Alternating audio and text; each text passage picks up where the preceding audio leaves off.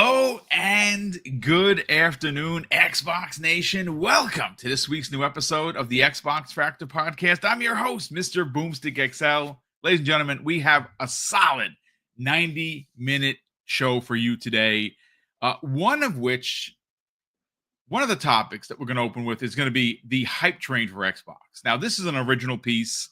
I think that there is a large portion of the Xbox community that's genuinely excited about the brand still. I think that, we know that new hardware is coming next year in the form of a handheld and a console. We have a suspicion they're going to jump Sony by at least a year. What could you say? We've heard different people talk about the hardware. We have an idea that it's going to be a much different Xbox than we're used to, right? Not the traditional, just plain old box underneath your TV. This is expected to be a hybrid of sorts. For the first time ever, they're going to have their own branded handheld, which is very exciting. And I just think that what has happened so far in 2025 has really set the stage for what could be one of the biggest years for Xbox as a platform. And again, folks, I'm not going to show up here to downplay the third-party conversation that continues to ravage the community. I understand if you're upset. I understand if you're with, and I said this the other day, please don't break your Xbox because you're wasting money. But if you're upset with the brand, you feel, disjointed from the way things used to be. I'm an old man. I get it, folks. I understand how this stuff works.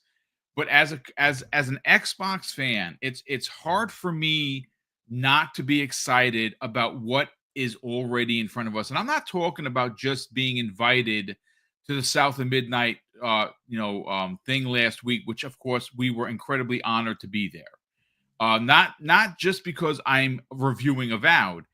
I just think that as an Xbox fan, it's, at least for me, hard to imagine how you cannot be excited of what is going to be the biggest year in platform history. The first 6 months of the year is stacked. It is stacked in a way that this is exactly, ladies and gentlemen, how we imagined the statement from Matt Booty was supposed to look like. One per quarter. Right? Get those at least 4 games, get a cadence going. The cadence for 2025 is this plan, is this roadmap. And already for this year, we have Avowed, we have South of Midnight, we have Dune the Dark Ages. There's a rumor that in June, we could see the launch and release of the Oblivion remake. That's the rumor that's floating around. Exorcist has talked about it. I mean, how could you not get excited? But listen, we're going to talk about Battlefield, folks, because I know that there's some people that may not be familiar with Battlefield. I'm an OG Battlefield guy. We haven't had a really good Battlefield in years. I want to say at least 10 years. And yesterday's trailer, folks, got me excited. Now, I'm a Call of Duty guy. I always have been, probably always will be. But there is a small piece of me that wants to return to the days of the OG Battlefield. And it looks like Vince Zampella and his influence have returned the franchise to greatness. We have a lot to get into today, but Infinite Umbra, good morning, kind sir. How the heck are you? And how is Chi-Town this early in the morning? Good morning, Boom. Good morning. Good morning, chat. It's decent out here. I'm doing all right, by the way, but it's 25 degrees. Probably around 30 later. I don't know. It's not that bad though. For us, I mean, you're used to it. You're in New York, so you get it. But for us, this is like spring right here. This is not that cold. Being honest, so this is okay. No crazy wind. It does say it feels like 12 degrees, but I don't really feel it. I don't know. Maybe it's the inner polar bear in me or something. I don't know. But Could be. I'm okay. And I think this whole week is going to be pretty solid from the 20s, high 20s, high 30s, 40s. So, yeah, I'm good. I'm set. Happy to be here with you fellas today and ready to chop it up. Yeah, we're gonna open up with some positivity, folks. Something I think the community needs, and it's not false positivity. I'm not trying to sell you Xbox. Listen, if you leave the brand, you leave the brand. I'm not here to pull you back. I know where I'm staying. I know why I'm here. We went over the multitude of reasons, numerous podcasts about things that Xbox does that PlayStation doesn't. And you know what? I still have a PlayStation and I enjoy it when I play it. Same thing with a Switch. But Xbox is where it's at, and it looks like they're going to be delivering in one of the things that we've asked Jamie Moran. That's games. Good morning, Jamie. How you feeling? Hey man, happy to be here. I'm feeling a lot better than I have been for the past 2 months, but still getting there. But yeah, when it comes to the whole gaming thing, like I'm excited for gaming because I'm a gamer and all the games coming. Like the next few months is absolutely stacked. I've talked Yeah. about before how I have like a little database of like all the upcoming releases, and like I don't know how people are going to fit in all these games. Like there's so Yep. like, and this is before the holiday. This is even before the summer. There's so many games coming out in the next few months. Like if anyone is genuinely just like constantly down on Twitter or in real life all the time over games, right? When we have so many coming out, I think they may be in the wrong hobby because right now I'm super happy with everything coming out. And like, there's so many games coming out this next week, next month, whatever. It's a good time to be a gamer. It absolutely is. And I would even dare say that it's a really great time to be an Xbox gamer. And that's what we're going to open up with today. Look, Umbra, I want to, return to you. And again, this question is really open ended. And I kind of want the chat to be a part of the conversation because, again, your mileage is going to vary on how news of third-party games like Forza Horizon 5, which has been confirmed for next spring. I'm sorry, for this spring for PlayStation.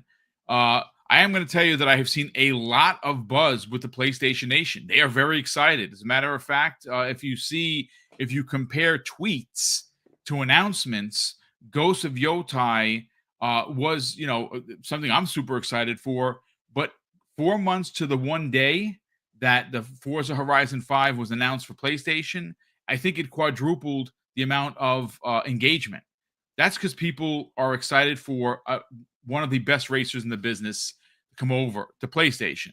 Now, again, this is where how you personally feel is going to determine on how whether or not you want to continue, hanging out with the Xbox do's and dudettes. That's up to you. But Umbra, where I want to take this conversation once again is open ended. There is no wrong answers, ladies and gentlemen. It is just about us talking about Xbox and just looking at the big picture. And again, I know that it's super easy to fall in line with the trolls. I mean, some of them are in the chat now. Some of them are going to be in the comment section. Some of them live on social media to bring misery to others. Don't fall for it, folks. Do not fall for the misery and the discontent. If you're an Xbox gamer and you play through Xbox Game Pass, you are getting your money's worth. The whole conversation about, oh, I buy my game so I'm better than you is the most ridiculous thing I've ever seen or heard. But Umbra, trying and I really would like to keep this positive. Xbox for the next 4 months. Now, mind you, I say 4 because we're already into the second month of the year. We're already at day number 4 in February. So we do have 4 months ahead of us. And in those 4 months, you have an explosion of games, one of which is releasing in 2 weeks. That's Avowed. Okay? So, of course, not only do you have first party delivering in a big way with Avowed, South to Midnight, and Doom the Dark Ages, but you have Atomic Fall and a bunch of others dropping into Game Pass day and date. You have Expedition 33 bookending April. Opening up April, you got South to Midnight. Back ending of April, you got this amazing RPG that is a multi-plat, but is in Game Pass day and date. And when you consider that this is just the first 6 months of the year, I find it unbelievably hard not to get excited about Xbox. Like I said, folks, I'm never going to discount your feelings on the changes that are coming to the brand. We've been hearing about this for over a year. And for a lot of people, I understand that it upsets you to the point where you want to walk away from the brand. Now, again, I'm not going to pull you back. If you feel that what Xbox done is heresy, okay. I mean, listen, do you? But I'm here for gaming. I'm here for games. I'm here to be as a consumer first. Of course, I'm an Xbox fan. I'm always going to be an Xbox fan first. That's just who I am. But again, it's hard for me not to get excited, and it's actually quite disappointing to see people upset about the fact that the only thing leading the conversation, Umber, has been third party. Now, I saw you put out a couple of tweets about how games, especially the trilogy, the pillars, if you will, going to PlayStation, it just seems wrong. And you're not wrong with that. I absolutely agree with you. I think the idea of Halo, Gears, and Forza going to PlayStation and Nintendo Switch 2 is just madness, but it's the business. And I think that they're doing it first. And like many things Xbox and Microsoft have done first, they get all the arrows. The other platforms are going to eventually have to. Now, maybe not Nintendo, because if you just look at the numbers, they don't even need third party. They do really well with their first party. What are your thoughts on this? Well, Boom, I mean, you took all the answers. Nah, listen, I'm going to try to dance around what you gave us because, yeah, you served it up. That's really it. I mean, just being as honest as I can be for me when it comes to being a gamer, right? And anybody who's a gamer, you go play games, and you named all these different things. There's no other platform that is delivering all these first party titles like this. There's no other platform that is delivering all these different games in a service like Xbox. There's no other platform to me that has a better ecosystem than Xbox. All right. So if you're a console gamer specifically, I don't see, like, people would argue, and typically these arguments are centered around exclusivity. So that tweet you were mentioning, that tweet is from last year. Yes. And a hooligan reposted it. I saw that. And I looked at the date. I'm like, wow, this is a year ago. They were like, let's revisit this. Okay, well, so I had to address it. And even then, I was just asking the question, how does this make you feel? Now, the obvious is that they put PS Plus. It's not going into PS Plus, right? Right. Any of those games. But they're, some games are going to go over. No red line. It might be a lot of games that go over, right? But I've since now, matured from that point of view. And it largely is thanks to me, maining on PC. And now that I don't look at exclusivity the exact same way. And so I'm not going to say that exclusivity doesn't matter. I will still argue that because we've seen that model work.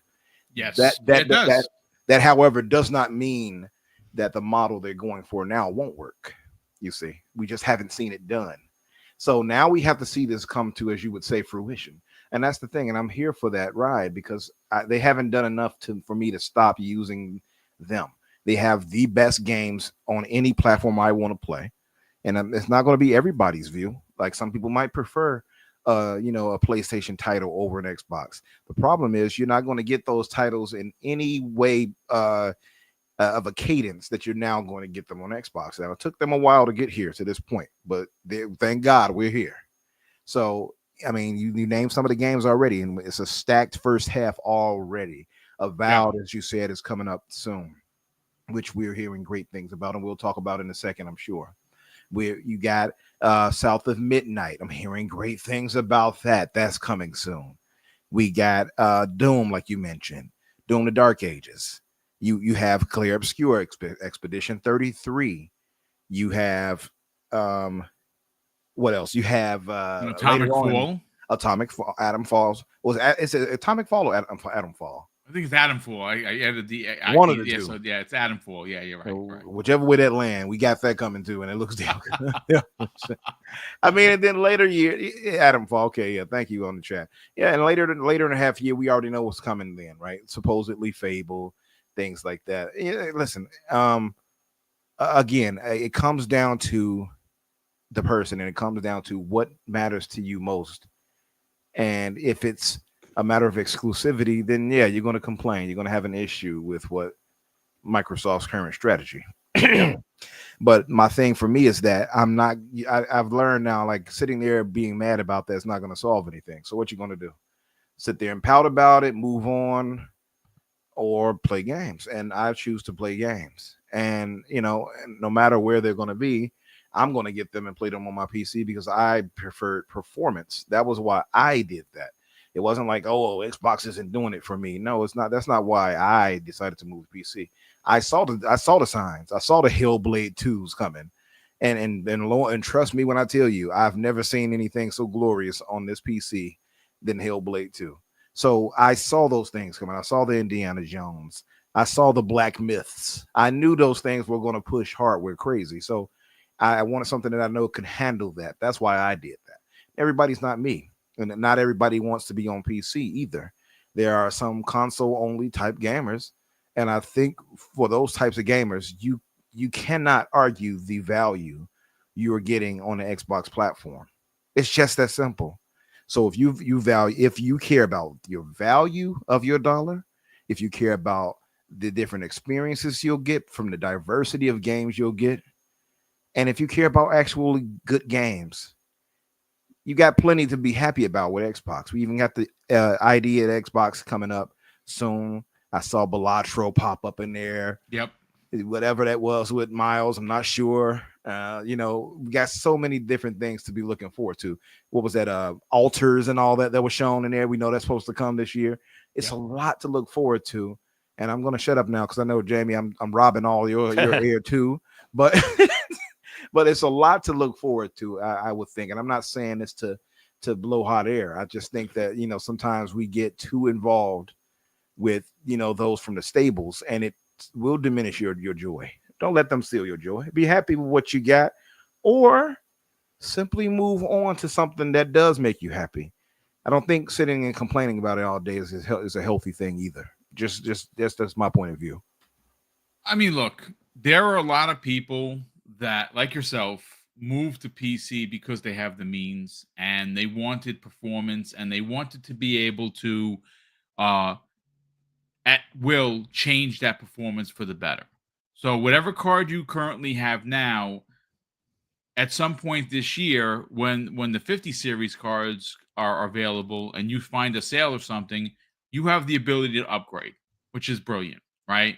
And you're going to play Xbox Game Pass. You're not paying for online, and you're getting Xbox Game Pass for PC cheaper, which is great. It's W's all around for Infinite Umbra, which, by the way, ladies and gentlemen, it's this man's birthday. Happy birthday, Infinite Umbra. How you feeling on your born day? Happy birthday, man. Thank you, guys. I feel old. Well, you're not this old. You're not 54 old, so you'll be all right. Listen, if you all really want to wish me a happy birthday, you and Jamie can sing the song for me right now. Okay. I'm tone deaf, so I'm not singing. I don't have it. I wish I had my Stream Deck set with Happy Birthday. I would have played it. I'll start it off. Happy birthday! Come on. All right, you ready? Yeah. Let's go. Come on. Let's chat. Let's sing this man Happy Birthday live on the air. Okay, ready? Ready? 1, 2, 3. Happy birthday to you. Happy birthday to you. Happy birthday, dear Infinite Umbra, the best man on the planet who loves to play Xbox and PC and all games and Unreal Engine 5. Happy birthday to you. There you go. Hey. I love it. Thank you. I love it. Thank you guys in the chat too. I see you all. I can't write everybody, but thank you all. Thank you everybody for being a part of it. Again, this is just listen. It's birthdays should be celebrated, especially in the world the way it is now. Be happy you got up in the morning. That is exactly how I roll my days. For me, I get up in the morning unassisted, and the rest of the day for me is a bonus. And well, that's why I'm always so happy, go lucky, and it's all cotton candy, rainbows, and unicorns in my world, which is awesome. But yeah, I see why so serious. What did I walk into? you walked into some silliness, but look, at the end of the day, Big man Jamie, Mo just ruined my birthday. You see what he wrote? UE5 I saw isn't that even good. UE5 isn't even good. Unless Oh somebody no, ban the him, please. slander. It's difficult to work with. I will tell you that. I've talked to a couple of developers and they said it's not easy. But look, Jamie, again, I know that it's very easy to embrace the negativity. I know it's very to embrace the hate that some people like to spew in the community on social media and of course through content creation. We see them all the time, and we don't name no names here. But I really wanted to take this conversation in the direction of positivity because I think we've lost our way a little bit. And again, folks, I just want this to be clear. If you are moved, disappointed, or you're feeling a type of way about the things that Xbox is doing, that because I see the conversation. I think this would be less potent if Sony was playing ball. What do I mean by that? Games are going over to PlayStation. Why? The question is, why aren't PlayStation games going over to Xbox? It's not right. It's a one-way street. It's a one-way street for now. Now, how soon they make this U-turn, I literally have no idea. Them going to PC day and date, that's happening this year, and I really believe it's going to start with Ghost of Yotai. Now, I'm gonna be honest with you. After the Spider-Man 2 debacle, I don't know if I'd play any PlayStation games to buy it full boat. Because the Nixus is supposed to be like the shit, right? They are a great developer. I don't know what happened with Spider-Man 2. A lot of people suggesting it was rushed out, but I mean, it was a train wreck when it released. Now, has it gotten better? Well, I have no idea because even if I had a PC, I probably wouldn't be playing it. I have it for the PlayStation 5. It's fine. But I do think that a lot of the community has gotten away from how exciting specifically 2025 is going to be. And I want to kind of just, rah Xbox. And I don't think there's anything wrong with that. I think there is a lot to get excited about, but I want to know what you have to say regarding whether or not people should be excited for Xbox. Before I get into my point, I just want to apologize for my atrocious singing voice. Like, it's awful. It sounds like a dog being hit by a train. It's awful. I mean, the only time I'm used to singing is like 3 a.m. at karaoke, but after like oh my god, pints. You nearly choked me, Jamie. So doing this sober takes a lot of guts. Anyway, look, I'm a positive guy, right? I think this is a hobby we should enjoy, and if you're into gaming and that's all you do is just complain and whine and just constant negativity about the topic and like the medium, like I don't know why people do it, right? There's people that follow me on Twitter, and no matter what I post, they reply, I've seen I don't know, Jamie. I'm worried about this game based on nothing. Everyone's worried about everything, and I think that it's gotten to a point now where I think people really look forward to just like complaining about stuff. They want to worry about stuff because negativity gets more attention. And if you look at Xbox from the outside looking in, like they have a bunch of releases coming this year, right? They have hardware coming that's already confirmed, and all the focus isn't on these brand new titles. It isn't on we're getting a brand new Doom game, the first mainline Doom game to launch in Game Pass. Nobody's talking about that. Nobody's talking about South of Midnight and how cool it looks. We have like a cool stop motion game. Nobody's talking about that. Avowed brand new fantasy RPG coming out in a few weeks. Nobody's talking about it. People are talking about multi-platform stuff. Like if you own an Xbox right now, there's a chance that you have had the chance to play Forza Horizon, right? So like the way I look at it is like, look, there's over 40 million players of Forza Horizon already. So, like, if you own an Xbox or if you're a PC gamer, there's a chance that if you wanted to play Forza, you would have already. This Forza game is going to be delisted in like 1 year or 2 years. So the way I look at it is Microsoft's going to, get some money from PlayStation owners before they, pull the cord and they're done with it.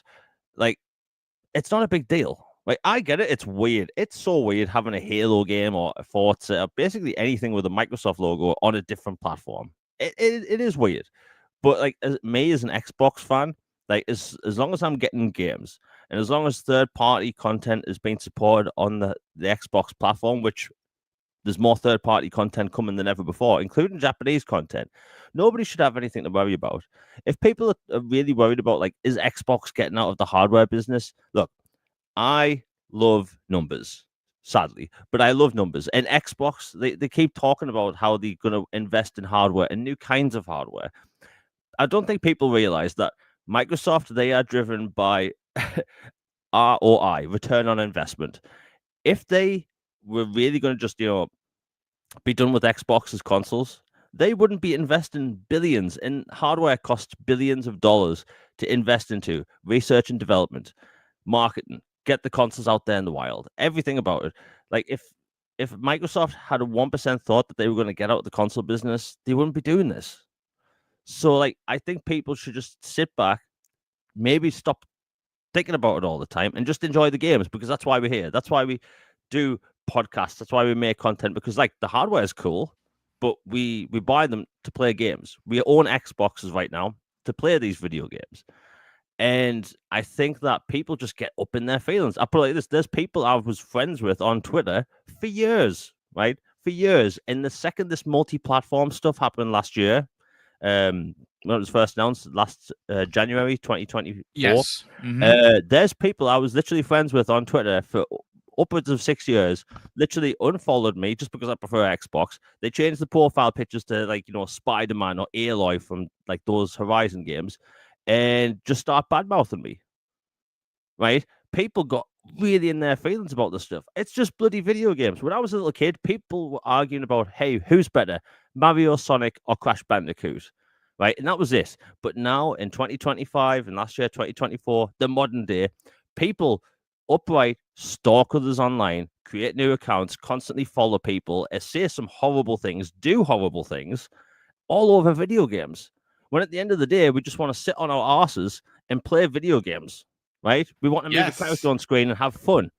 At the end of the day, why are people so obsessed with like, oh, this person's going to get to play that, that person's going to get to play this? Like, look, it's weird that games are going to be multi-platform, but whining on Twitter doesn't do anything about it. But crying online doesn't do anything about it. If you want to enjoy the games, support the games, play them. That's literally it, right? And I'm excited as a gamer for the games coming this year. And honestly, if I had 1% doubt in Microsoft going, out of the console business, I wouldn't invest another penny into the gaming ecosystem. But I have tens of thousands of pounds invested into the system with 360 OG games, Xbox One, Xbox Series games, and I'll continue that. I have no doubt that Microsoft will continue making consoles and they'll continue getting third-party support. So, like, people just need to take a step back from the negativity, constant negativity. And by the way, it doesn't help that the only questions people ask Microsoft are about multi-platform stuff. I think that doesn't help either.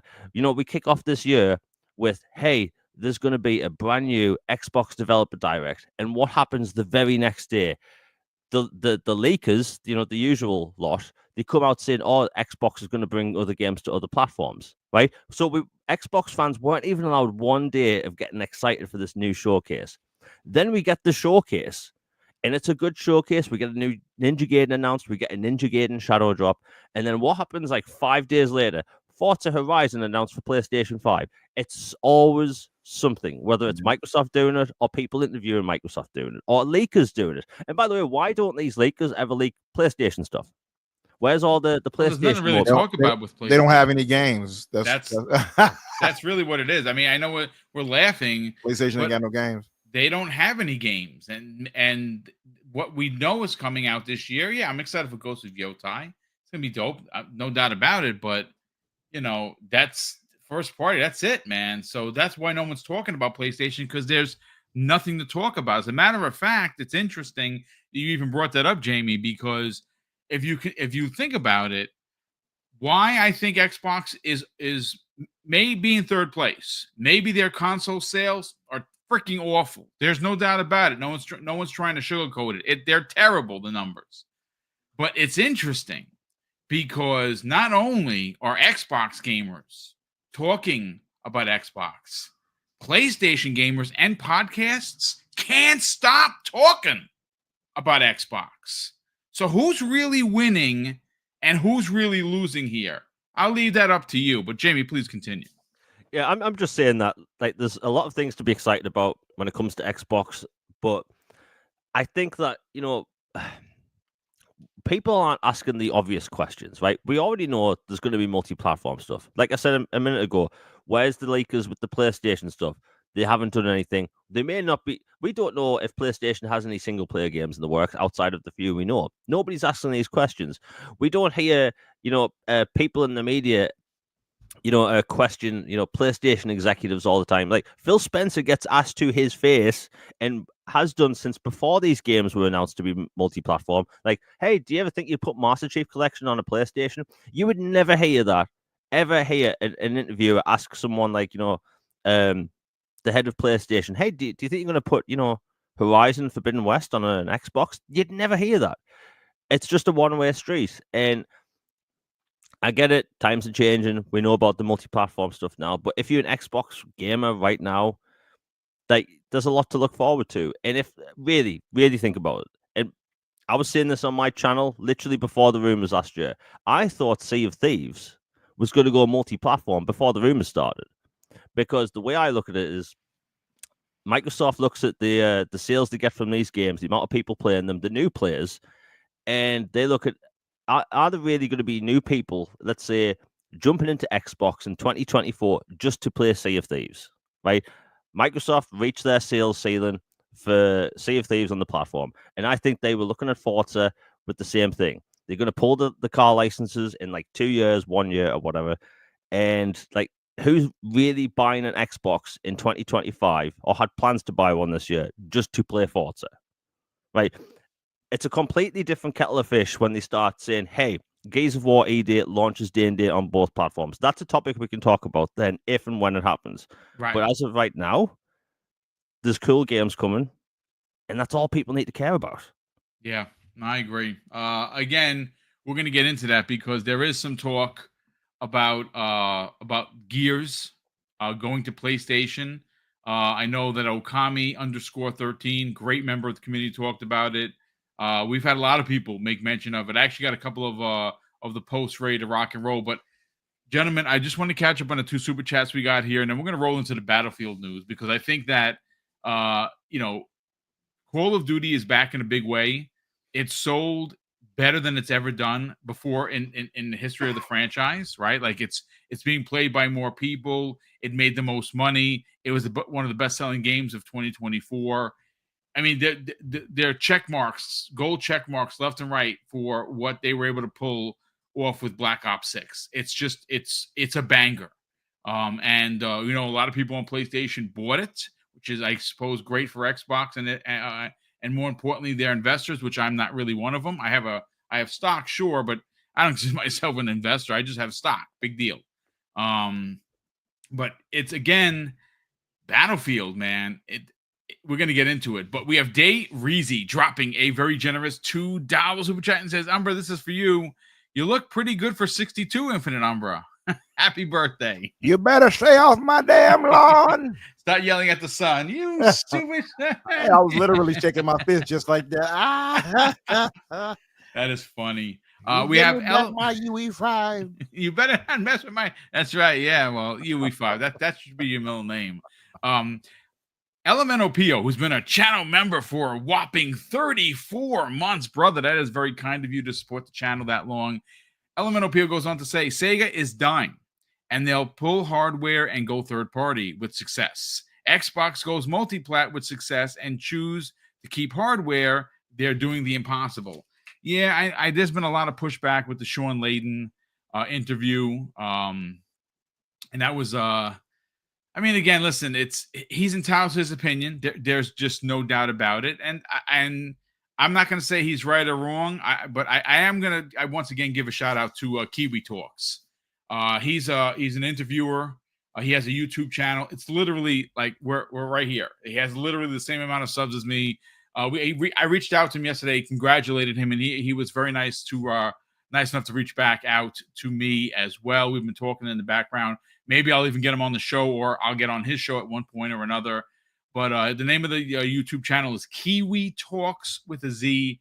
Great interview. It was almost an hour. And again, it's, not to his fault. It's Sean is going to answer how Sean is going to answer. He did bring up the Sega, comparison because he mentioned it, and I think he's wrong. Not that he's wrong for saying it. I think his opinion is a bit skewed. I do not see them getting out of hardware. We already know that they're going to allow for other people, other companies to make hardware. We know that they're continuing to invest into hardware because there's new hardware coming next year, ladies and gentlemen. So there's no reason to get excited or worried about if hardware is going to be underneath your TV. Yeah, it's going to be there. And there's also going to be a handheld and a branded Xbox handheld. And what's interesting, and this is one of those conversations, Jamie, that we have not had yet. And I'm sure that, and maybe hopefully in June, we'll get some sort of a hardware reveal, whether it be the handheld, the rumored, hybrid, how that works, or maybe even both for that matter. And then we can have this conversation. But they're working on the next Xbox. It's around the corner. They're working on the next handheld, and the first of all handhelds, because Xbox has never had them, right? They've never had a handheld of their own, and they're going to be ahead of Sony. But no one is asking Sony about the PS6. No one's asking about the rumored handheld that they're working on. I mean, is that actually going to happen? I'd like to believe so. But again, it is what it is. I think you should be hype if you are an Xbox fan. If you're not, I'm not going to push you to the hype zone. You're going to have to get there on your own. But there's a lot of games. We're here for gaming, and they're delivering on the games in a big way, especially when it comes to first party. It's just insane. But Infinite Umbra, I want to go to you first about the Battlefield. Now, obviously, Battlefield showed off a trailer, or they showed off a teaser trailer for the next Battlefield. And the one I happened to pull that actually had a clip of just actual gameplay was from Shinobi 602. And I got to tell you, folks, the Battlefield Labs sounds and looks incredible. And the gameplay that's on display, because it's gameplay, that's what it is. You see someone running and shooting in first person. It looks like gameplay. It is everything I could possibly want from Battlefield. But I think one of the most interesting things that I have not seen a lot of people talk about is more specifically the teams. Now, what EA is doing here is, I think, brilliant. And they're doing what Call of Duty has done for years.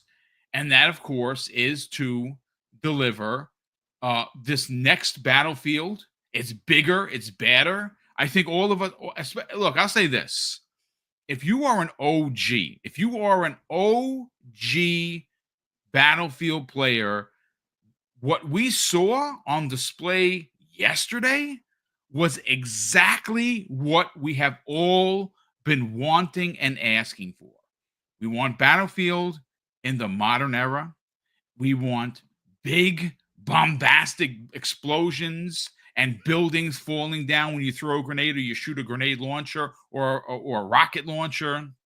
You want to be able to drive vehicles. You want to be able to play with up to 32 people on this ginormous map and just go ham at each other.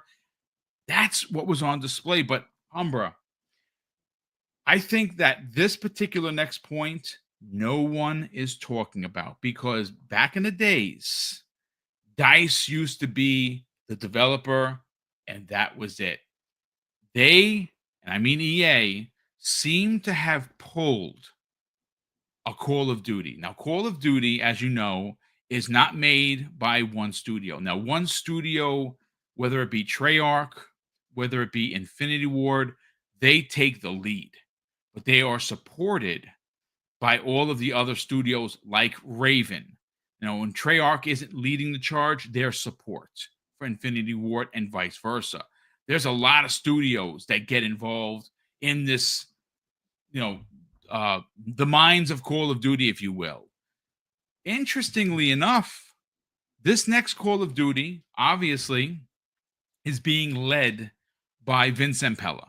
Now, Vince Zampella, if you don't know, folks, is responsible for making Call of Duty that we're playing today why it exists.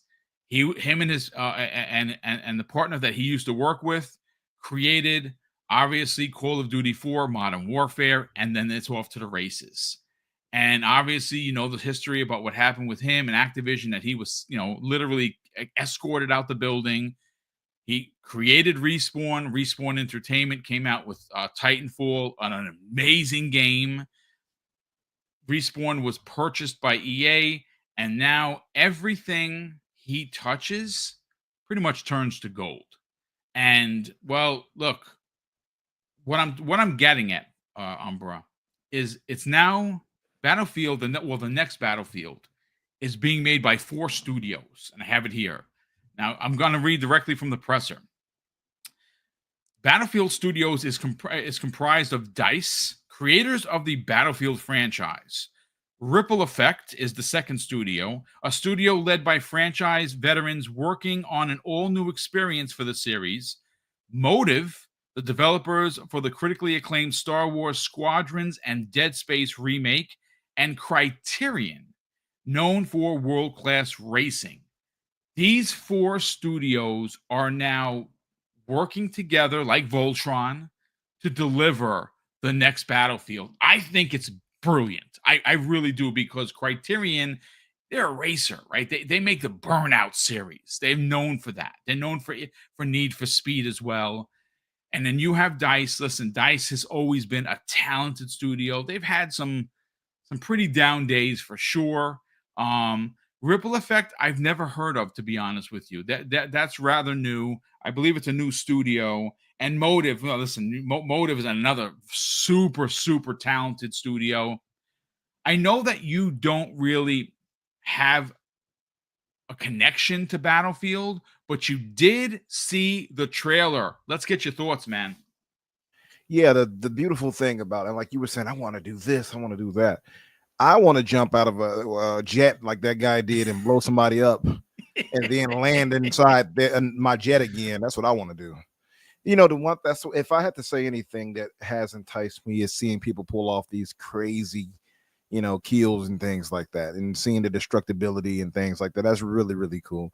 Yeah, games though, like for me, where you just kind of running around, you know, just taking each other out, that has never really appealed to me. So I never gave it a chance. Plus, I'm an arena shooter fan, right? I love me some Halo. So it's been tough for me to move and deviate from that as my default first person shooter. That's why I never really gave it much of a chance.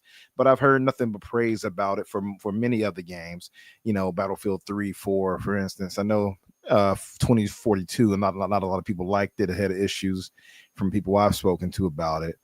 But I think what they did, and some of the people you named already, from DICE to Motive to, you know, Criterion to, so all of those studios coming together, much as they do for Call of Duty on ABK side, I think you got a lot of positivity there. And on top of it, you got the architect with Vince Zampella doing his thing. Man.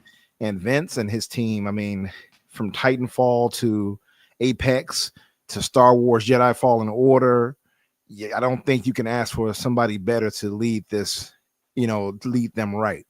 He knows what he's doing. I know he's been promoted too, I believe, in EA. I forgot what the title was, but I know he's promoted. He got quite a few promotions, and they did throw the Battlefield franchise on his back to carry, on top of, you know, Apex, on top of, you know, Star Wars, because that's supposed to be a trilogy, right? So they're working on the third one.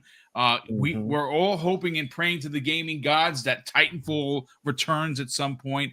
That dude is carrying a load for EA. Yeah, and not in his diaper. The man is no, the man is doing his thing. And I for me, when I heard about Battlefield, they're going back to the drawing board for Battlefield way back, well before we got this teaser, if you will. Yeah. We talked about it on the Infinite podcast, and I said, well, with Vince Zampella there, EA is in good hands. I think, you know, they know exactly who to go to. You had Apex at the time when we talked about it, was super popping. Like, you got so many, you know, it's always a niche market in the black hole games, but it's like he came in there, his team with Apex, and they landed there and stuck. You know what I mean? And that's a tough feat in itself. And lots of people love Apex. I've watched my nephew play it tons of times. So he clearly knows what he's doing when it comes to that. what would have me is again the destructibility, being able to play because I know they Dude, it moved it looks so down. good, bro. It looked It real. does.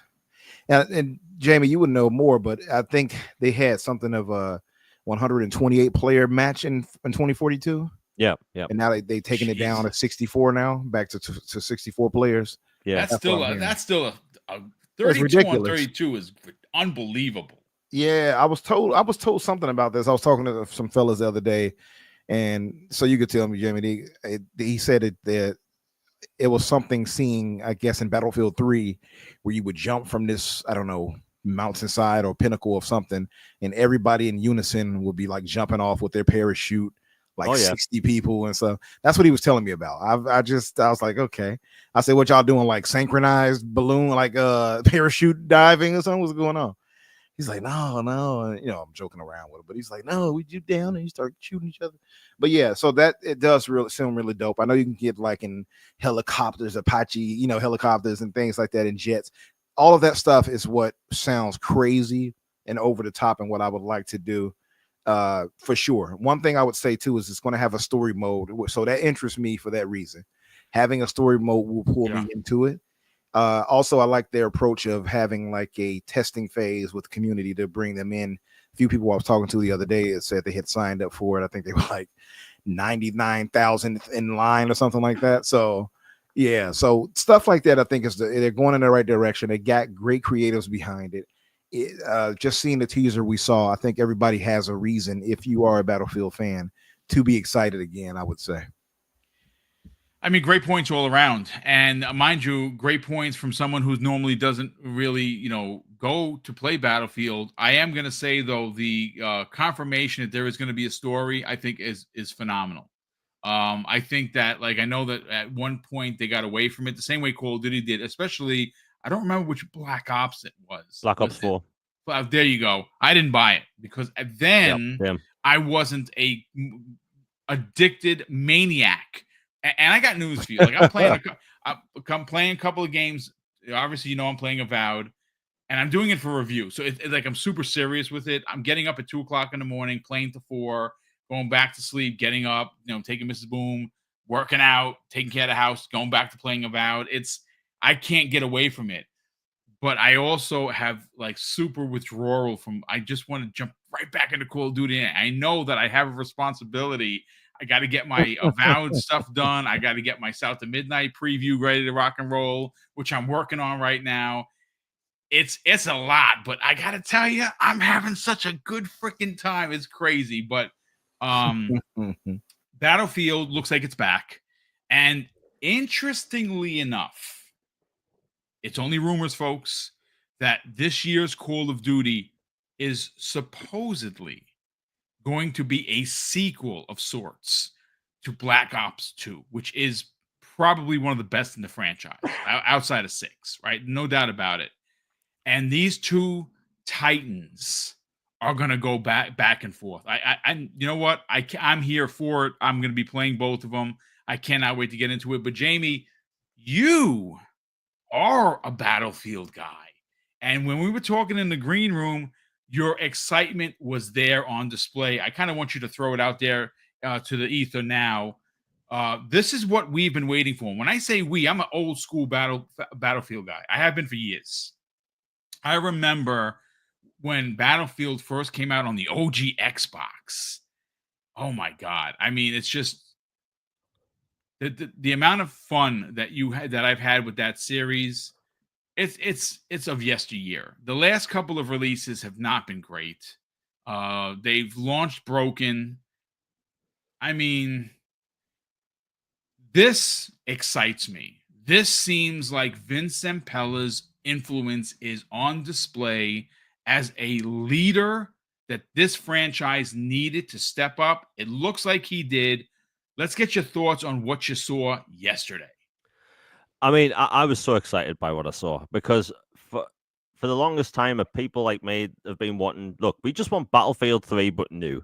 Pretty graphics, new setting. That's literally it. Copy, paste, new graphics. And, Battlefield fans have had it rough.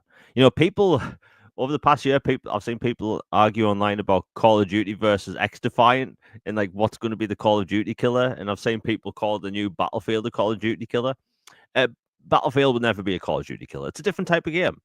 But like Battlefield fans have had it rough, and I mean really rough. I put it like this: I switched from Call of Duty to Battlefield 3 in 2011. It was, I'm not even kidding. Okay, maybe I'm being a bit melodramatic. It was life changing for me as a multiplayer experience. Battlefield 3 was incredible, and I had to double check, but like Battlefield 3 was 24 players online on console. On PC, it was 64. But even on console, 24 players seemed like a lot with those maps. The map design, the combat, everything was excellent. And visually, it was leagues ahead of Call of Duty. The sound design was leagues ahead of Call of Duty. And like that was the one time where people could say, hey, Battlefield was actually trying to compete with COD because the net code actually worked. The maps were great. The combat was great. All of it was great. And, you know, Battlefield 4 came out with the Xbox One and the PlayStation 4. And people talk about 2013 and the Xbox One launch. No, Battlefield 4 was absolutely broken at launch. The campaign wouldn't save, meaning that if you wanted to play through the whole campaign, you had to actually, I'm not even kidding, you had to actually play through the campaign in one go because it couldn't save. Yeah. Ridiculous. And as a campaign guy, I found that out the hard way. I played through the first few missions like a dozen times thinking, what the hell's going on? But like the multiplayer, netcode was absolutely broken beyond belief to the point where you couldn't even like get hit markers on characters. You didn't know if you hit other characters. It was awful. They had good ideas for the multiplayer with like Levolution, where the maps would dynamically change with these events, but it was broken. And then by the time they got all the new map packs out, people stopped playing. It was a dead game because look, people are making fun of Call of Duty Ghosts because of, you know, it not being a big step up from the previous CODs, but at least it works. Battlefield 4 was heart-wrenching how broken it was. Yeah. And then a year later, we get Battlefield Hardline, which is cops versus robbers. Broken netcode at launch. The campaign was kind of boring, very short, and the combat wasn't really that good. And then we get Call of Duty, Battlefield 1, World War 1, and I'm not even kidding, like 2 weeks after launch, everyone in that game start using sniper rifles. It wasn't even fun anymore. And that's when they removed the campaign. They start doing these things called war stories, where you'd basically have 3 campaign missions all around a different setting, sometimes using multiplayer maps as the actual level. And they were crap. I'll be honest, they're absolutely crap. And there's Battlefield devs that follow me, and I've told them it was crap. Yeah. And then we get Battlefield 5. They continued the war stories, absolute trash fire. And, oh, what's this? Broken netcode at launch. People were using sniper rifles constantly. And it was just visually absolutely stunning. But it had the smallest amount of support for any Battlefield ever. And like they tried doing a battle royale, which nobody played. Nope. And I think once I got in playing, I think there was only 20 other people playing. Wow. Yeah, like nobody was playing it. And then we get Battlefield 2042 announced 3 years ago or something. And they were like, hey, you're going to have 120 players, the biggest, most dynamic maps to date, these fancy graphics, all this good stuff, right? The problem is that everything we were shown at those A3s or like summer showcases, they were hobbled together last minute. Nothing was working. Vehicles didn't even have collision, meaning that if you wanted to like pilot a jet, you could bounce off all the buildings and off the ground and nothing would happen. Oh, so wow. So you didn't have to worry. And Battlefield's just like lost its magic over time. And look, I'll be honest, I was bamboozled. I was like lied to by that trailer because I was hyping that up, saying, look at these screenshots, look at this trailer and all this stuff. And the game came out and it was terrible. And, you know, that's when people were like, you know what? Battlefield doesn't need 120 players. Battlefield was at its best when it was more focused. Yeah, you still have big maps, and by the way, we didn't have destructibility pretty much at all for the past few Battlefield games. Battlefield 2042 destruction is basically non-existent. The maps were terrible. And then we get this new trailer today or yesterday, and it looks looks can be deceiving, but it looks exactly like what we've been wanting. Battlefield 3 style combat, same level design, smaller, less amount of people playing. Like, honestly, I think 32 players would be fine. But it looks like Battlefield 3 fancy graphics. And I can tell there's a lot of people excited for this because I just checked my queue number to try and sign up for the beta or the labs test. I am 1,117,000 Oh my goodness. in the queue. I've literally been in the queue since yesterday at 7 p.m. Wow, dude, that's crazy. So, like, I better keep that page open. Yep. But look, there's a lot of people wanting Battlefield to be good, and as someone that I haven't been excited properly about Battlefield since 2011. Like, when I was Wow. playing that game, loving it every single time we've had a release since, it's been bad. Whereas Call of Duty, yeah, you've had some years where the multiplayer wasn't as good, but you've still had, really fun campaigns, fun co-op modes, even things like Warzone to change things up a bit. But Battlefield, man, like, there's a reason why Battlefield fans are really looking at that. What's it called? Black Hawk Down game. I can't remember what it was called. Oh yeah, that actually looks really good. I Yeah. forgot the name of it. It looks phenomenal. Yep. Yeah, and like that looks fantastic, but that's mainly like going to be like a Battlefield game when it comes to console. It's already out on PC, but this looks really like what Battlefield fans have been wanting. And do you know what's really salty about me right now? As someone that loves Battlefield 3, about a year ago or 2 years ago, they were basically remastering Battlefield 3, but they were only going to bring it to iPhones, and then they cancelled the project. So, oh man, I'm salty still. But look, I put it like this: I don't really play multiplayer much anymore. I play Call of Duty once a week with one of my friends. I'm not in multiplayer anymore. But the second I saw that trailer, I got excited again because that's Battlefield. That's the Battlefield I want. And if it comes out and it's like that, and it's like, dude. shiny Battlefield 3. Yes. I mean, it's going to be the best thing ever. And like, look, I get it. There's Battlefield fans that want Bad Company back, and I think, and I hope they do Bad Company one day. But I think for the direction multiplayer is going at the minute, basically with everyone, I think that a Battlefield 3, I'm doing air quotes, successor would be just so perfect right now. Because yeah, you have Call of Duty, and you have people dressed up as like Nicki Minaj and Homelander flying all over the map, right? Which is cool. And I love Call of Duty's combat.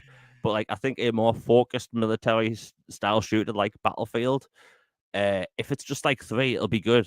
And look, it is an 11-second trailer or footage, but it's enough to get me hyped.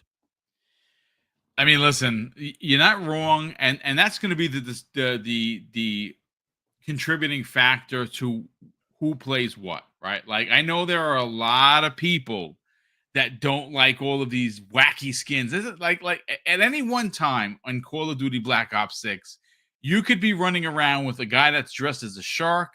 You can get a weed smoking lizard.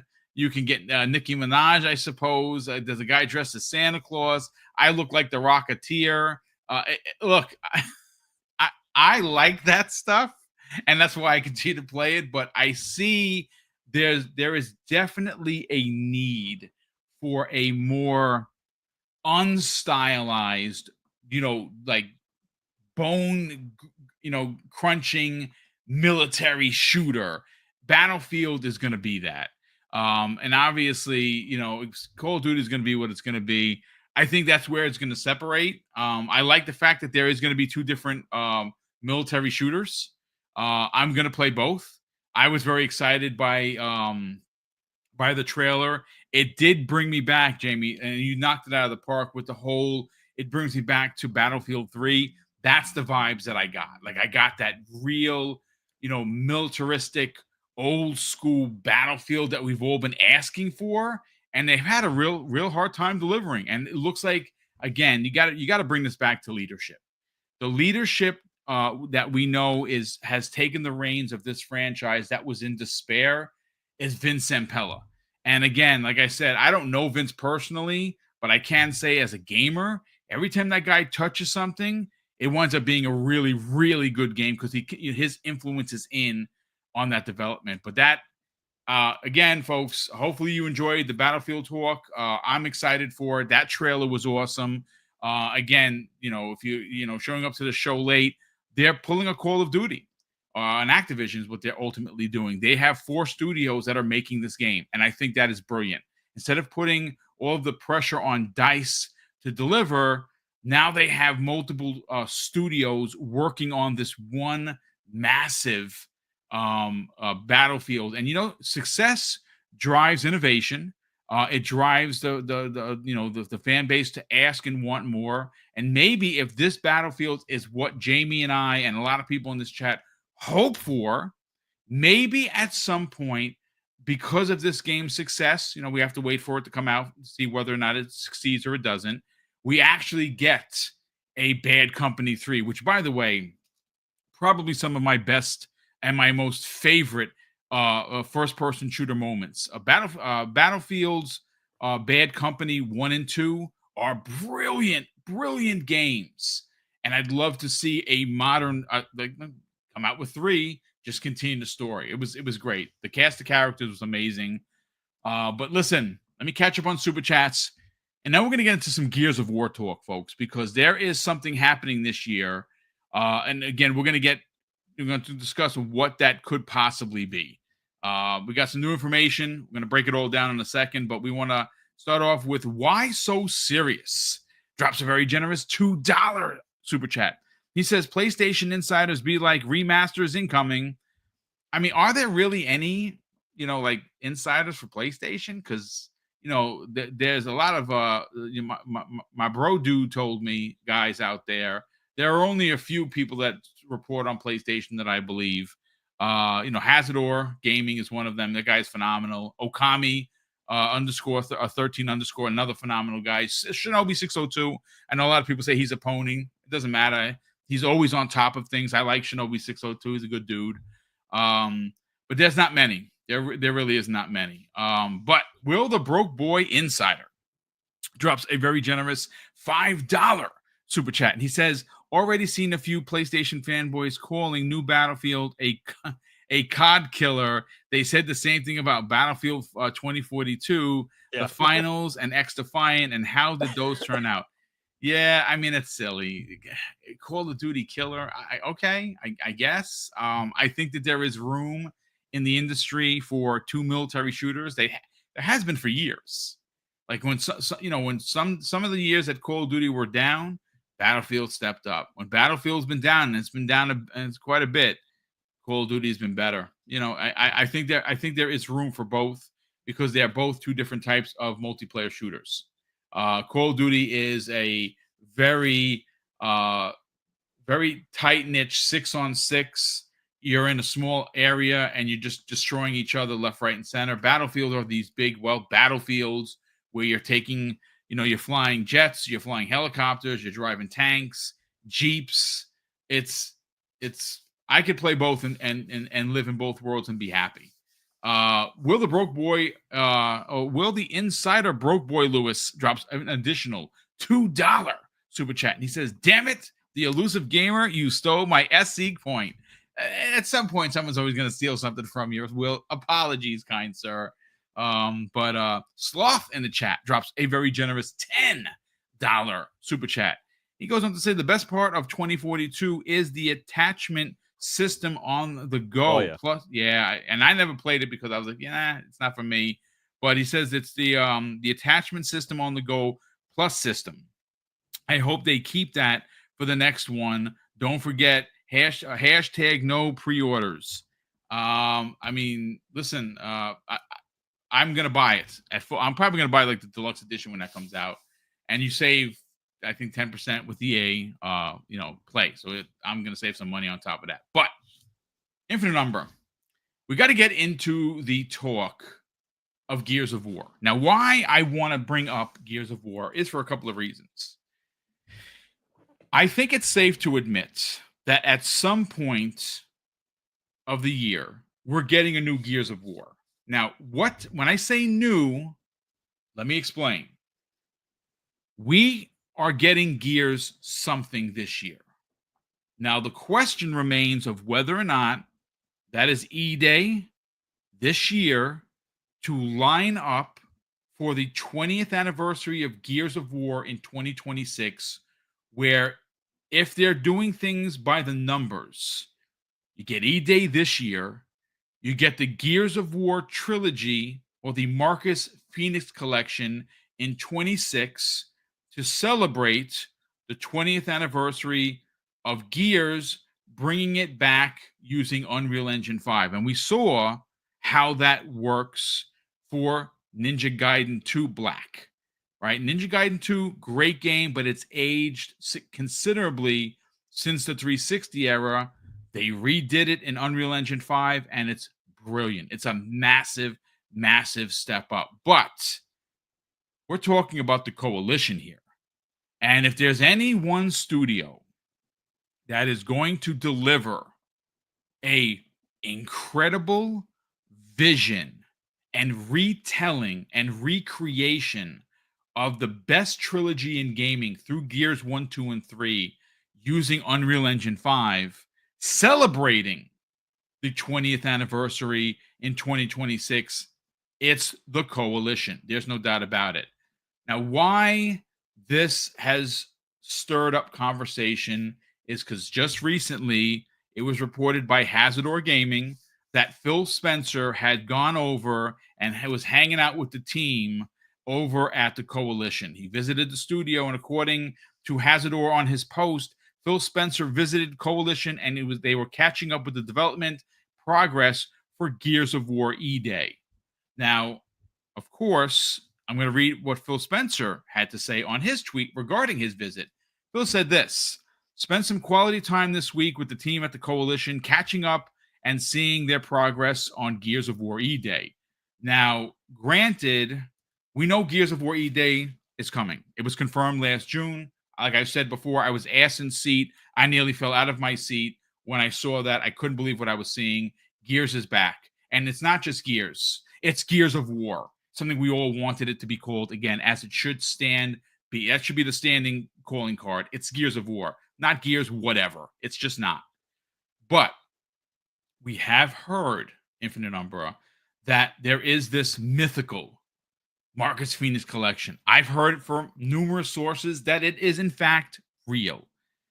Well, the question now remains on whether or not that is happening this year. And I actually think it would be a bit backwards. Personally, I think that the original rumor that we heard going into the new year, which of course is where we are now, that Gears of War E-Day was going to hit. Now, there's some talk about it actually happening in December of this year. And the reason why they chose that so far out is because of the success that came the way of Indiana Jones. It was very successful launching in December. Now, games normally don't do well then because it's the end of the year. People are on vacation. People aren't really playing games. Well, again, it's a rumor, folks, so take it with a grain of salt. But the fact that Phil is making the rounds, the fact that we keep hearing that Gears of War E-Day is this year, we heard that and everyone was blown out of the wind and said, wait a second, how could Gears of War E-Day release this year on top of everything? Fable, still Call of Duty at the end of the year? Oh my God, is it possible? I think it's very possible. But again, one of the things, and again, this is a bit of a beefy conversation because once Hazardor Gaming had reported on January 31st that now the newest rumor is that the Gears of War trilogy collection is getting announced and will be day one for not only Xbox Game Pass, and PC. It's gonna be releasing day one on PlayStation 5, according to Ecstasies. Now, again, I just don't see that happening this year. You're not going to get 2 Gears games this year, and I think that this is just my opinion, folks. It makes more sense to have Gears of War E-Day where they're starting. This is where it started, folks. We're going to get to see exactly how it played out, not in a book form, but in a game form. You released that this year for the 20th anniversary. Well, then you release the trilogy, which celebrates that, and you bring it out in Unreal Engine 5. And listen, if it launches for PlayStation day and date, I'm done caring. I at this point, I don't care. Hopefully, it can even release on Nintendo. and make more money for Xbox and more investment in consoles and in hardware and in services, and I win as an Xbox gamer. Let's talk Gears of War. Yeah, I don't know what. I think you covered so much of it, Boom. Again, I don't know what to start. Well, I say start with Gears of War E-Day. Well, To be as honest far with as you. E-Day, I'm super excited about that. Now, did you mention that it's supposed to land? There was rumor that it would land this year. Yes, there is absolutely rumors that it is coming out this year. Gears of War E-Day is this year at some point. Again, that's the rumor. I'm not confirming anything, but I have heard that it is this year. Yeah, like I would doubt it would be this year. It will feel like they would be. I hate to say it this way, so pardon the expression, that they would be blowing their load if they had all of these great games coming this year, from Fable to that to everything else we're getting. I mean, I wouldn't be against it, but hey, I still have the belief, or at least some belief, that Year's E-Day is either it's going to be in the last portions of this gen or next gen as a launch title. So, but maybe I'm overthinking it. I look at the timeline of things and I see when they had the other projects they were working on, the 2 projects that were canceled, if you all remember, and it seems like, how did they jump from that to having this prepared that fast? It seems a little fast to me. So I would doubt that it would be this year, but I've been wrong before on that, so I can't say for certain one way or another. But I will say is that I am super excited for it to actually happen. Who booed me? Abdel.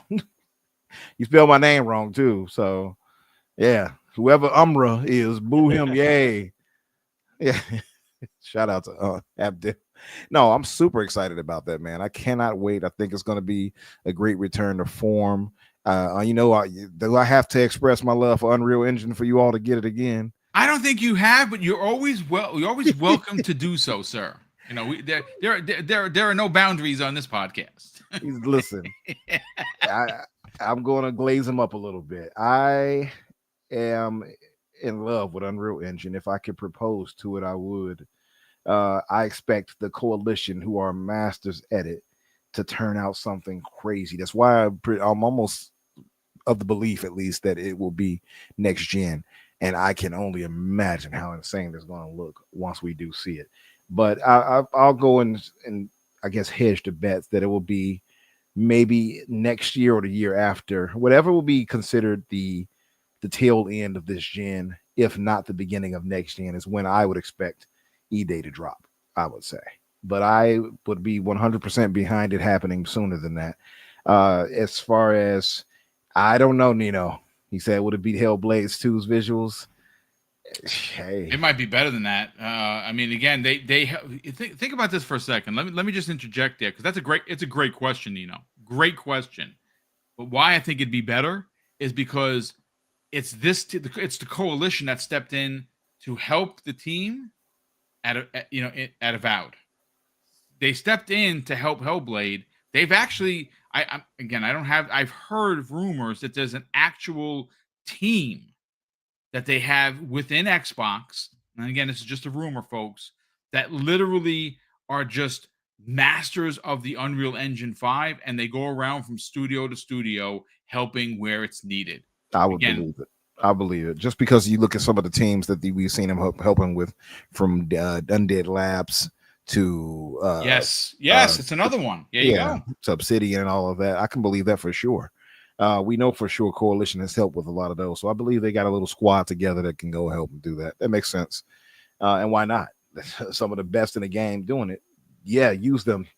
And there's something that we've all talked about before. Like, hey, you got all these different excellent talent from different studios or whatever that could benefit from, not cross pollination, I guess, but cross help, if you will, or at least assistance. And why not use somebody like the Coalition, people who know what they're doing, to help these devs get themselves in order with Unreal? Perfect use of your talent, I would say. But yeah, man, super excited for E-Day. I mean, we have to see more before I can go on about it and good showing about it more. I will say, on the whole thought of, the Marcus Fenix collection, I guess, or whatever they're calling it now. Shout out to Special Nick. He had been talking about this for years now. For years, dude. Yeah. Mm-hmm. So it's past due for that. I guess that chicken, that rooster, to come home and roost, as they would say, or chicken come home and roost. So I expect that to land at some point. And if it happens to be over on PS5 as well, hey, it is what it is. I think though that would be best for the health of the multiplayer for the franchise too. So that could be a positive thing, possibly. And it is an older game, so I'm not gonna cry over that. It's still though I will, I'm a realist. I'm not gonna lie to people. I'll tell you how I feel. And some people are like, oh, you shouldn't listen. I still feel a slight tingle in my spirit with seeing some of a tent pole appear on another platform. And I'm not going to lie to you. You're not wrong for that. I'm just going to be real. Yeah, I'm just going to be real. It does feel odd to see. Now, I'm not saying that they need to change this, they need to do this. I'm not saying any of that, but it does feel odd. And some people act like they're so above it. Why do you care? It's like, all right. But it's okay to have feelings, man. It really is. It's okay. Like it's a conditioning that I'm trying to get myself away from, because this is something that they and the developers, the publishers have tuned us to be. And I'm talking about from Nintendo and Sega days to now. Yes. This is not something that we just did. The tribalism was long established by these publishers. So it is a bit of a work to get past that. So I will say that if it does happen to land on PlayStation, hey, for those over there who haven't played it, you're getting a spectacular series. If they're bringing all three, if they're being done in Unreal Engine 5, oh God, I cannot wait. They're getting it, this series at its pinnacle. I cannot wait. Part 3, of course, much like Halo for me, is the best in the series. Yeah, tip of spear. I'd have to push back if anyone argued that. Yeah, these easily. I'm talking about from everything from the campaign to multiplayer, everything. Horde mode, just a masterpiece almost, if you will, for third-person action, shooter. I would say that game still holds up now, but I can only imagine how crazy that's going to look in Unreal Engine 5, man. So listen, again, Xbox has, and gamers, I guess, of Xbox have a lot to look forward to. So I do hope that this happens, because again, shout out to Nick. He's been saying it for a long time. He sure has. He's been burned so many times over and over and over about it happening. And I know he's like, "But this, go ahead and let this happen, Mike, so I can get past this." I know he wants to know. I know he wants to move past it. Yeah. So this needs to happen. So I'm all for it. I mean, listen, I just looking from the outside in, it makes more sense to get Gears of War E-Day out this year, and then for next year, celebrating the trilogy's re-release in Unreal Engine 5. That's storybook kind of stuff. Now, again, it's just my personal opinion. It feel a bit a little weird personally if you try to release 2 Gears of War games in 1 year, which is why I'm settling in on Gears, getting a gameplay trailer and an announcement date for this year at June. That, again, just a theory, just a thought. But Jamie, let's bring you in on the conversation.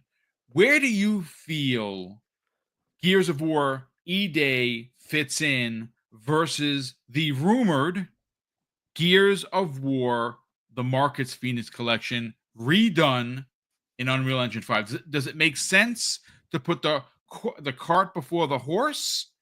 And we play it this year, and we enjoy the trilogy. It's an amazing thing, and it's all 3 games. It's some cutting floor room stuff that was left out on the 360. They're throwing it back in here. That's also a rumor.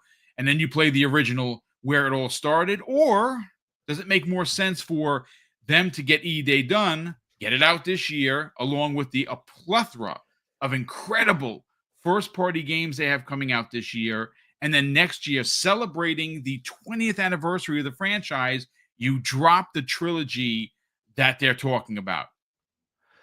I have to say I'm leaning towards Gears E-Day is next year. Okay, that's fair. And the reason, because that would be a hell of a way to celebrate the 20th anniversary. Like the agree. trilogy would be like, yeah, that's cool, but I think a new Gears game that looked like the thing we saw last year, I think that would be the way to do it. And plus, they could be launching a new piece of hardware or new hardware in general with a new Gears game. And I think that would have more of an impact than a trilogy collection. Now, I do think the trilogy collection could happen this year, but it depends on what style of trilogy collection, because Gears of War Ultimate Edition, I've been saying this for years, Gears of War Ultimate Edition is already it's a 1-to-1 remake of the first game in Unreal Engine 4. New assets, new directed cutscenes, even the PC chapter, and they did an excellent job with it. So, like, all they have to do really is import the first game in Unreal Engine 5 and then do the same thing, well, remake 2 and 3. That's a tall order. If it's just a remaster of the 360 games we've got now, okay, fair enough. Because already, on Xbox, they already 4K 60, HDR, quick resume, all that stuff. So, like, if it's a remaster, that's cool, I guess, more achievements. But if they're going to do the Ultimate Edition route, but, do 2 and 3 as well, that's exciting. Gears of War has been out of the limelight for so long. Like, Gears 5 launched in 2019, and we haven't really had anything since. Yeah, we had the Hive Busters expansion, which was fantastic. We had Gears Tactics, which was really cool. But I think, there's been rumors of a Gears of War Marcus Fenix collection that's been floating around, I want to say, since 2017. It's just people have really been wanting this, and Microsoft, they have so many old games that people want to have brought back, even though we already have access to them. So, like, even if they are going to put them on new platforms, like, there's Xbox gamers that have been wanting this for years to play through these games again, look prettier natively, new engine, all this stuff. So, yeah, I could totally see that happening.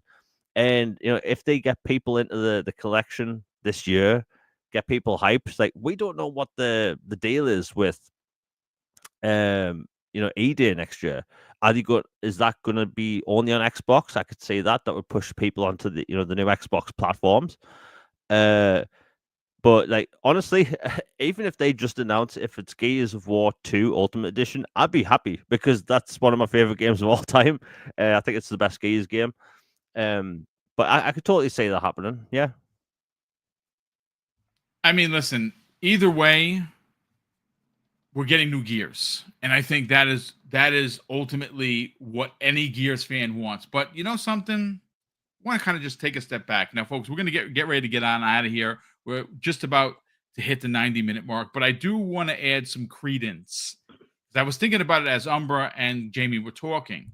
So 2026, next year, is going to be a basic 12-month celebration of Xbox, right? Now, why I say that, and this is probably a conversation that we can have on another show. You have the rumored possibilities that you're getting 2 new pieces of hardware, right? You're getting the hybrid box and the handheld. We've talked about that to death. But why I think there actually might be some credence to the way Jamie and Infinite Number framed E-Day next year, even though if it's out of order, at least for me in my thoughts, you could legitimately launch the next Xbox in 2026, celebrating the 25th anniversary of the brand, right, of the platform. And if it plays out the way I think it's going to play out, would be one of the greatest launches in gaming history. They could, gentlemen, have Gears of War E-Day, the next Halo from Halo Studios, and Forza Horizon 6 launch with that console. And that's just the tip of the spear. Could you imagine if the Trinity, if the pillars that held up Xbox as at some point sole exclusives actually launch on the new console a year ahead of Sony's, both in handheld and home console? That's a story. I know it's a lot of hypotheticals, but my God, that would be insane. And that's where I think the credence comes with E-Day for next year, because of course you have E-Day, you got the Halo, and of course whatever the Halo is going to be is a continuation. Is it the Unreal Engine version of Halo Combat Evolved celebrating the 25th anniversary of Chief and the Halo franchise? I mean, it sounds like a storybook to me, but at the end of the day, this has been a great show. 3 big topics, lots of big opinions. Over 500 people here today watching live across X, Twitch, and YouTube. Umbra and Jamie and myself cannot thank you enough for tuning in, checking out the show. Again, shout out to Lito Papa, who continuously keeps the streets safe from the the knucklehead community that likes to come in and hate watch the show, which is always very, very concerning for me as someone that says why hate watch anything. But let me just make sure we're caught up to date here. We have a couple of super chats here, two of which comes the way of Crispy Bomb, who will be making his grandest return on Breakfast at Boom this Friday. It's going to be me, Fuzzy Belvedere, Silent Cypher, and him, and we have a lot to get into. I'm working on actually literally writing that show as we speak. He drops not one, ladies and gentlemen, but two $10 super chats. And the first one, he says, Gears lives and will make stands question their gaming existence. I don't know how unique Gears of War is. He goes on to say in his second super chat of $10, he says, release Fenix Collection multi-plat, then E-Day in Game Pass timed, and that would bring FOMO. I mean, that's a brilliant idea. Because again, the rumor, this is one of many rumors that were put out there, but the one that I'm talking about is the one that comes from Hazardor Gaming, that Gears of War, the collection, the Marcus Fenix collection, will be a day and date release for multiple platforms outside of Xbox, meaning PlayStation. I don't know if they meant Switch. I don't know if it could run on the Switch too, but it's definitely releasing on Xbox, PC, and potentially PlayStation 5. And then, of course, if Gears of War E-Day does happen to come out afterwards, there's the FOMO that he's talking about. But that's going to do it for us here. Let's start with Infinite Umbra. Sell the brand, brother, because you and Daniel McGee have a show coming up this week called The Fix, Thursday evenings, 8 p.m. Eastern Standard Time. Lots to get into. Obviously, I'm sure you're going to cover it. The Fantastic Four trailer, or the teaser trailer, dropped. I've watched it 3 times. I really like what they did with Ben Grimm. I think he looks on point. Man, he looks good, right? Really, really good. Even down to the brow. Down to the brow. And of course, you saw Yonkers. They got the Yonkers. Yes. He's got the accent. It looks like they got to tighten up the CGI a little bit on his face, but yes, I think that'll be tightened up by the time it releases. Johnny Storm looks really good. Man. And we saw a little bit of the Invisible Woman. We didn't see we didn't see Reed do anything, but right, we didn't see Reed, but we did see Galactus, which looked. My God, he looks so good. I'm hyped. I got some theories on. I'm definitely going to talk about it this week. So you know what? Sell the brand. Where can people check out The Fix this Thursday? And more importantly, not only subscribe to your YouTube channel, follow you on social media. Yes, sir. Thank you all again for the birthday well wishes. And thank you to Boom and Jamie to singing. Albeit Jamie felt he was terrible, but hey, you put your heart into it, and that's what matters. Thank you all. Heart is where it's at. That's it. Yes. That's it's the thought and the heart that counts. So thank you all for the well wishes for the birthday. As far as me, of course, Infinite Umbra or Umbra Infinite. You'll find me on Twitter, and so Blue Sky and other spots I probably don't even visit anymore, but and of course The Fix, as Boom mentioned, that's on Thursday at 8:00 Eastern with myself and Daniel McGee. I will have some guests this week because we'll be talking about wrestling this week as well because of the Royal Rumble that just went by this past Saturday. And of course, we're talking about the Fantastic Four, which Boom was just mentioning, as well as a few other things. So if you all could come by, spend a little time with us, we would appreciate it. Hey, treat it like it's my birthday gift. Come by this week isn't cheating, and that'll be your birthday gift to me. Come by, like, subscribe. Yeah, that'll be a great one for me right there. I appreciate it. There you go.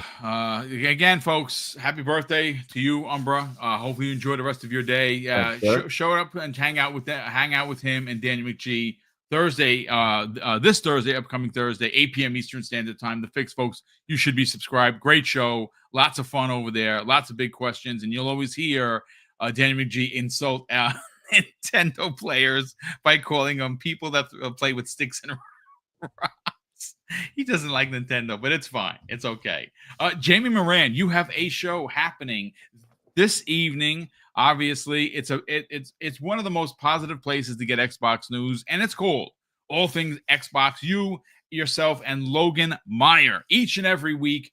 I believe it's 6 p.m. Eastern Standard Time, which of course is, I think, wow, it's late for you in the UK for sure.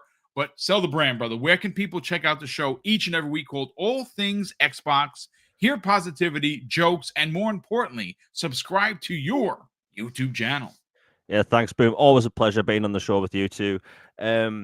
Yeah, so my channel is The Elusive Gamer. It's exclusively Xbox stuff with a bunch of Mass Effect thrown in.